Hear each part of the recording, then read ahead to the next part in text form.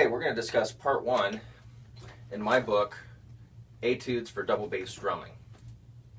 So in section one, what we're doing is we're presenting a motif, which is a 4/16th note double bass pattern, and we're doing it for every single beat, but the only thing that we're changing is where we're placing the other bass drum notes. I've found that this is particularly helpful to my students because really what we're trying to work on is them getting that doot doot doot doot rhythm down on the bass drum and getting comfortable with that. That is really the thing that we're working on, but when we move around the bass drum, as you'll see here in a minute, onto different parts of the beat, it changes the way the groove feels, and that's where I find that my students mess up, or they lack comfort, is where everything else is. Those four notes become less comfortable to play. So in the first one we have this.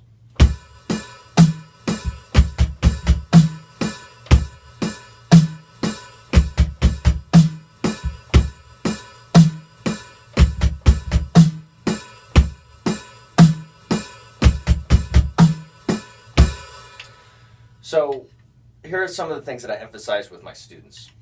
One is we want those notes between the right foot and the left foot to be even.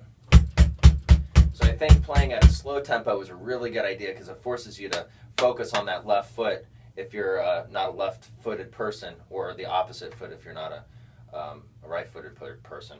So when you play this, make sure it's even, and make sure the left foot is matching the volume of the right foot. In most cases, that means play the left foot louder.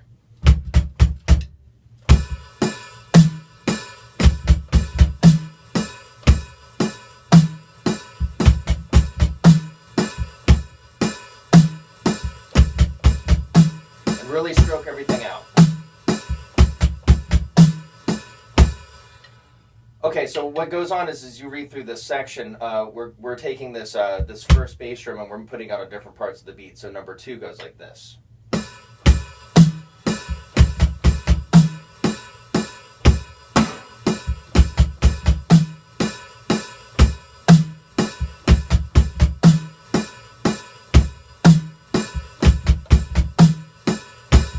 Here's number 3.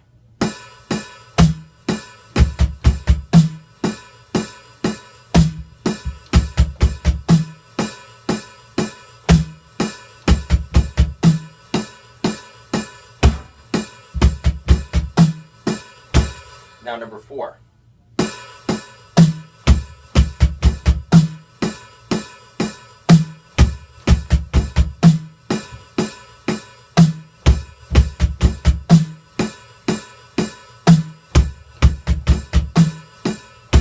And then number 5.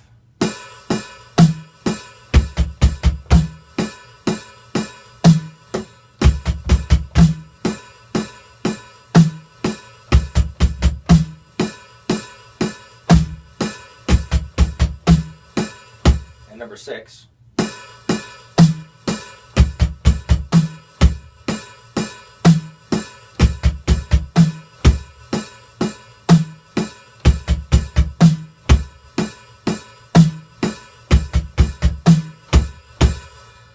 Okay, and then starting with number 7, we start doing 8th notes with the right foot. Here's 7. Here's 8. And so on and so forth. Now, as you get into it, we just start adding more bass drum notes.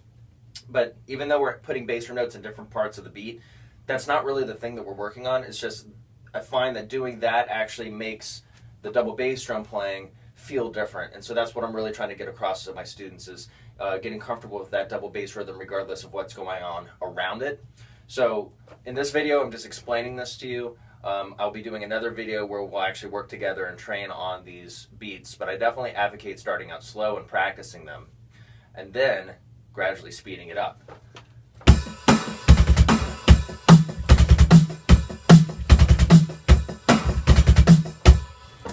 Or